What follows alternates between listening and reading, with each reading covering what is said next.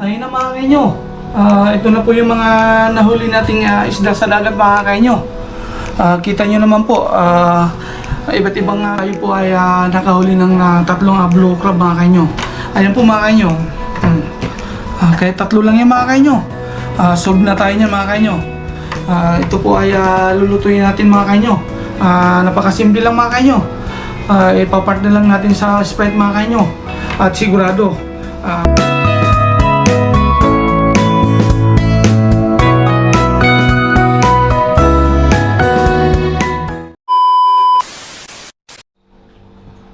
magandang umaga po mga kainyo.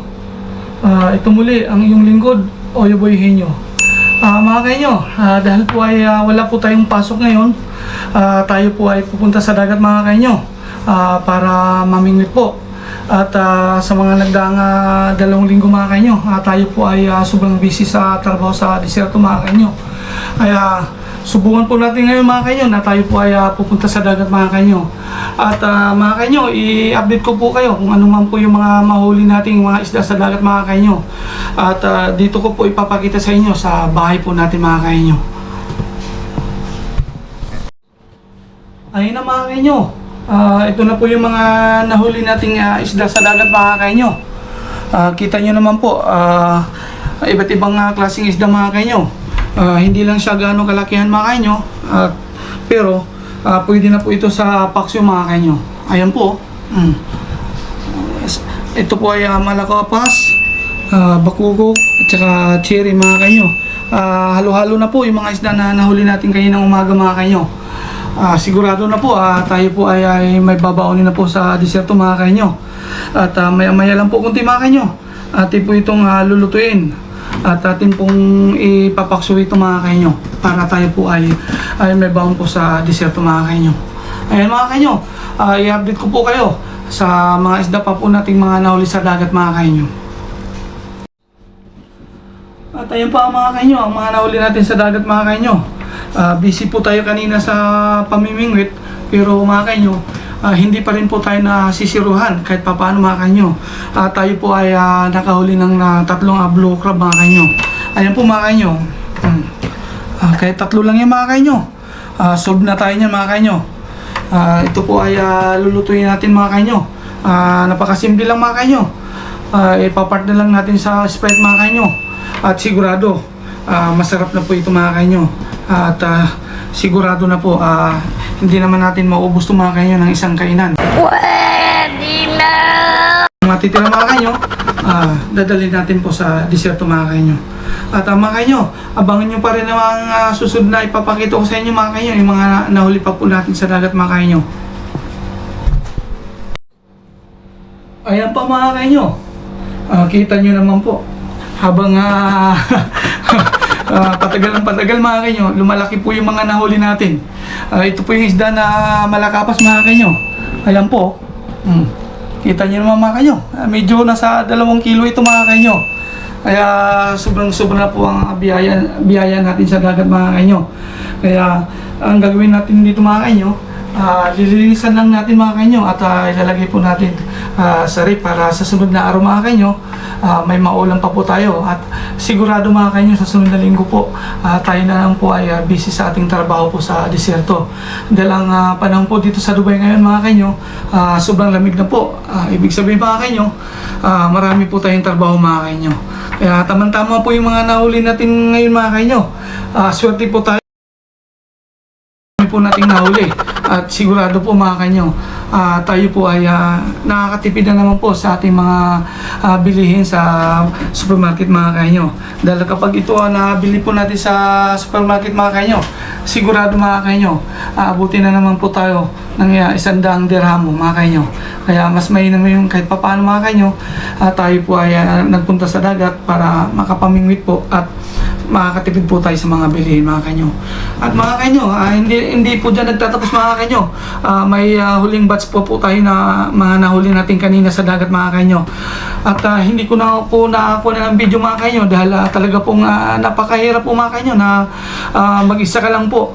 Ika nga, kapag gumamit ka ng kamera tapos naghahagis ka pa ng kamay, napakahirap po. Kaya minabuti ko na po na nag-concentrate po ako sa pamimingit at dito ko na lang po sa bahay ko na ng mga video para maipakita ko po sa inyo na ito po yung mga nahuli ko po sa dagat mga kanyo.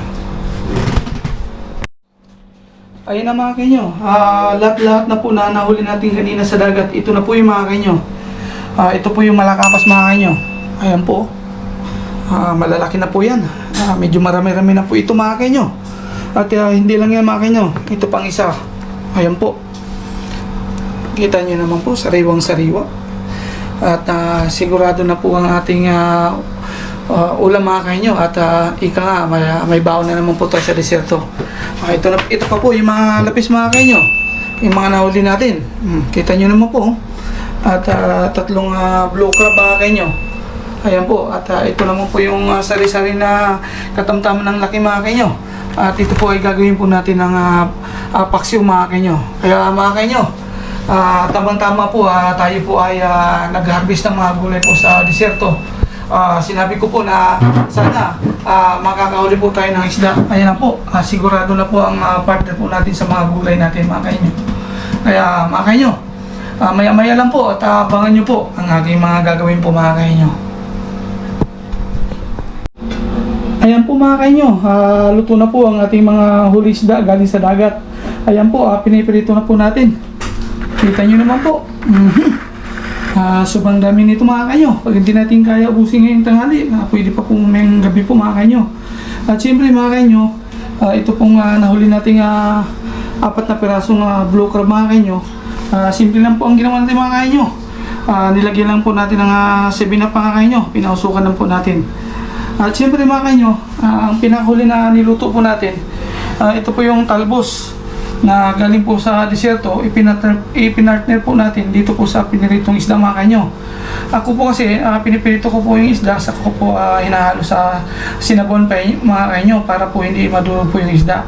Yan po ang diskarte ko po mga kanyo sa pagluluto po ng sinabawan.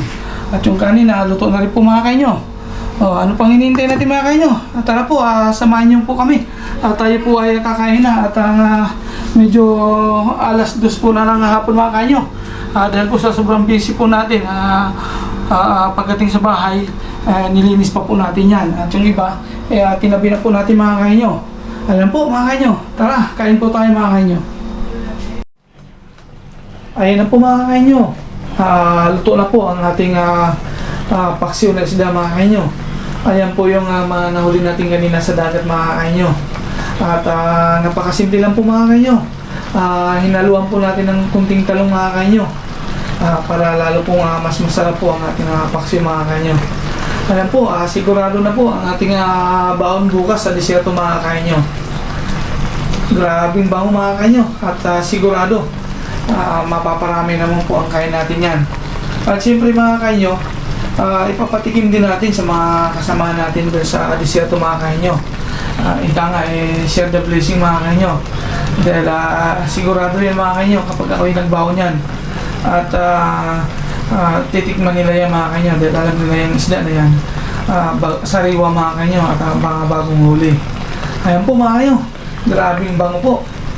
Sigurado na naman maparami ang ating kain mga kanyo.